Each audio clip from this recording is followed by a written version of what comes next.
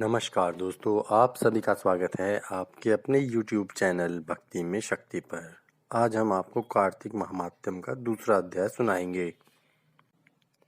सिमर चरण गुरुदेव के लिखूं शब्द अनूप, कृपा करें भगवान सच्चिदानंद स्वरूप। जय श्री कृष्ण। भगवान श्री कृष्ण आगे बोले, हे प्रिय, जब गुणवंती को राक्षस द्वारा अपने पिता एवं पति के मारे जाने का समाचार मिला तो वह विलाप करने लगी। नाथ पिता, मुझे त्याग कर तुम कहाँ चले गए? मैं अकेली स्त्री तुम्हारे बिना अब क्या करूं? अब मेरे भोजन वस्त्र आदि की व्यवस्था कौन करेगा? घर में प्रेम पूर्वक मेरा पालन पोषण कौन करेगा? मैं कुछ भी नहीं कर सकती। मुझ विधवा की कौन रक्षा करेगा? मैं कहाँ जाऊं? मेरे पास तो अब कोई ठिकाना भी नहीं रहा। इस प्रकार विलाप करते हुए गुणवंती चक्कर खाकर धरती पर गिर पड़ती है और बेहोश हो जाती है। बहुत देर बाद जब उसे होश आया तो वह पहले की ही भांति करुण विलाप करने लगी। शोक सागर में डूब गई। कुछ समय के पश्चात जब वह संभली तो उसे ध्यान आया कि पिता और पति की मृत्यु के बाद उसे उनकी क्रिया करनी चाहिए जिससे उनकी गति हो सके। इसलिए उसने अपने घर का सारा सामान बेच दिया और उसे प्राप्त धन से अपने पति एवं पिता का श्राद्ध आदि कर्म किया। तत्पश्चात वह उसी नगर में रहते हुए आठों पहर भगवान विष्णु की भक्ति करने लगी। उसने मृत्युप्रांत तक नियम पूर्वक सभी एकादशी का व्रत और कीर्तन महीने में उपवास कार्तिक महीने में उपवास एवं व्रत किए। हे प्रिय, एकादशी और कार्तिक व्रत मुझे बहुत ही प्रिय हैं। इससे मुक्ति, भक्ति, पुत्र तथा संपत्ति प्राप्त होती है। कार्तिक मास में जब तुला राशि पर सूर्य आता है तब ब्रह्म मुहूर्त में उठकर स्नान करने व व्रत उपवास रखने वाले मनुष्य मुझे बहुत प्रिय हैं, क्योंकि यदि उन्होंने पाप भी किए हों तो भी स्नान व व्रत के प्रभाव से उन्हें मोक्ष प्राप्त हो जाता है।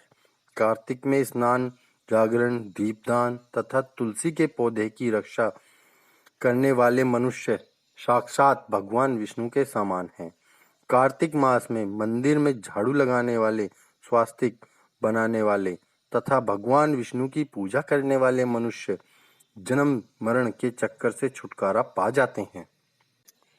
यह सुनकर गुणवंती भी प्रतिवर्ष श्रद्धा पूर्वक कार्तिक का व्रत और भगवान विष्णु की पूजा करने लगी।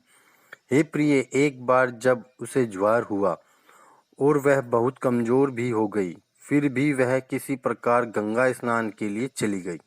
गंगा तक तो वह पहुंच गई, परंतु शीत के कारण वह बुरी तरह से कांप रही थी। इस कारण वह शिथिल हो गई। तब मेरे भगवान विष्णु दूत उसे मेरे धाम में ले आए।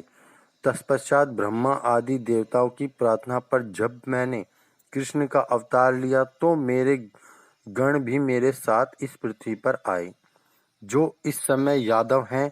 तुम्हारे पिता पूर्व जन्म में देव शर्मा थे, इस समय स्त्री जाति हैं।